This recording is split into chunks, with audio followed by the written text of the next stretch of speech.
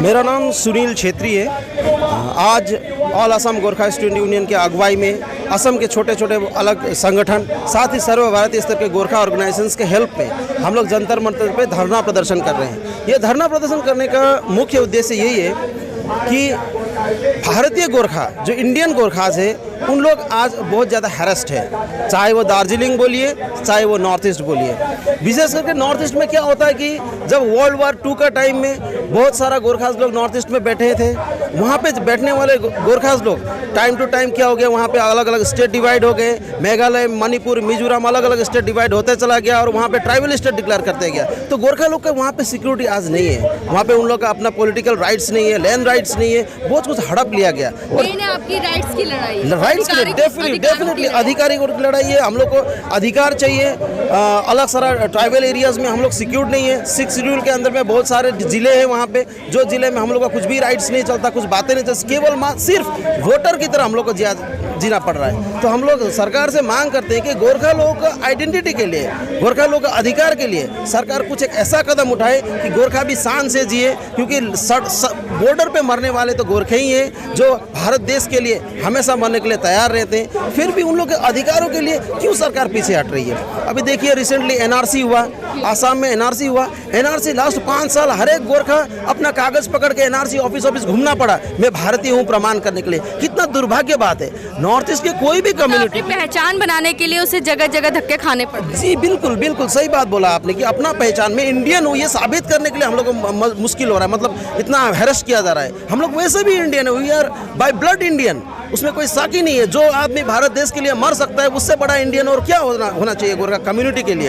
And warrior community, Gorkha is a warrior community. तो ऐसा condition में हम लोग सरकार से वही मांग करना चाहते हैं कि देखिए गोरखा लोग की सिक्योरिटी के लिए आप लोग एक स्टेट डिमांड हम लोग पहले से करें कि भारत में एक स्टेट हम लोग का गोरखालैंड होना चाहिए, हम लोग का पहले से ही मांग है। इसके अलावा भी भारत में कहीं भी अगर गोरखे बैठे हैं तो उन लोग का सुरक्षा के लिए सरकार अच्छा कदम उठाए, उन लोग को सिक्योरिटी प्रदान करे। इसीलिए हम लोगों ने सरकार से मांग किया कि स्पेशली नॉर्थ ईस्ट के गोरखाओं को शेड्यूल ट्राइब डिक्लेयर कर दिया जाए। उन लोग शेड्यूल ट्राइब के संपूर्ण हकदार है, वो क्राइटेरिया में उन लोग फिट होते हैं। तो क्यों ना सरकार उन्हें गोरखाओं को शेड्यूल ट्राइब डिक्लेयर करे, तब हम लोग नॉर्थ ईस्ट में भी सिक्योर रहेंगे। प्लस नॉर्थ ईस्ट में शांति बहाल रखने के लिए गोरखाओं का बड़ा योगदान है। हम लोग किस कैटेगरी में आते हैं आप? हम लोग अभी ओबीसी कैटेगरी में है, ओबीसी कैटेगरी में नॉर्थ ईस्ट में। तो वहाँ पे मैक्सिमम अभी ट्राइबल होने जा रहा है, अभी बहुत जल्दी एसटी चाह रहे हैं। एसटी चाह रहे हैं, जी हाँ। और नॉर्थ ईस्ट में भी आसाम में भी 6 बड़े जाति वहाँ पे एसटी के और जा रहे हैं, गवर्नमेंट उन लोग को अप्रूव करने वाली है। तो 6 जाति जब एसटी हो रहे हैं तो गोरखाओं को भी साथ में ले जाकर 7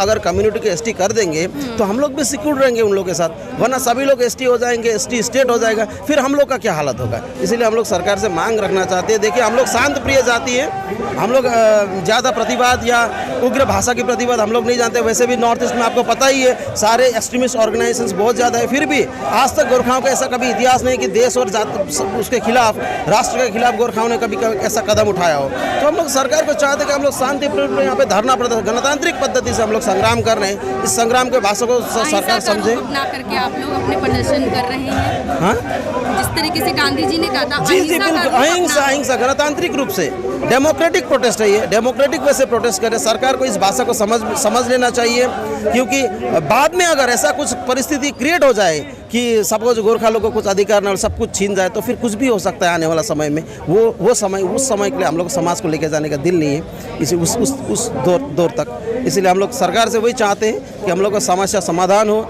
एसटी का दर्जा मिले, नॉर्थ ईस्ट के इंडिजिनियस पीपल के रूप में हम लोग को ट्रीट किया जाए। हम लोग नेपाल से आने वाले लोग नहीं है, हम लोग अखंड भारत के ही अंग है।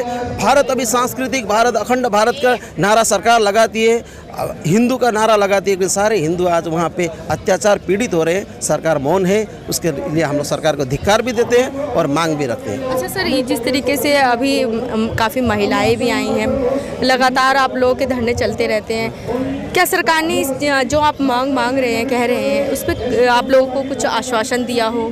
जी नहीं, सरकार की ओर से आश्वासन तो बहुत सारे मिलते। देखिए चुनाव से पहले अभी तक आश्वासन ही है हम लोग पास, हाथ में कुछ भी नहीं है। तो हम लोग सरकार से मांगे कुछ, लगातार धरने यहाँ पे चलते रहते हैं। जी हाँ, देखिए बहुत दुख की बात है कि नेशनल लेवल पे भी हम लोग का बहुत सारा धरना चल रहा है। अभी मणिपुर में एक बहुत बड़ा कानून आ रहा है जिसके पास 1951 का डॉक्यूमेंट्स होगा उसी को राइट्स मिलेगा, ऐसा बात हो रहा है। तो आप खुद सोचिए ये क्यों गोरखाओं पर लागू, क्या मणिपुरी लोग, वहाँ के ट्राइबल लोग के पास 1951 का कागजात है? नहीं है, बिल्कुल नहीं है किसी के पास भी। ट्राइबल लोग जो पिछड़े हुए गांव में रहते हैं, उन लोग 1951 का कागज कैसे संभाल के रख सकते हैं? तो केवल गोरखाओं पर ये कानून क्यों लागू हो रहा है? वहाँ पर क्यों लागू हो रहा है? वही बात हम लोग पूछना चाहते हैं सरकार।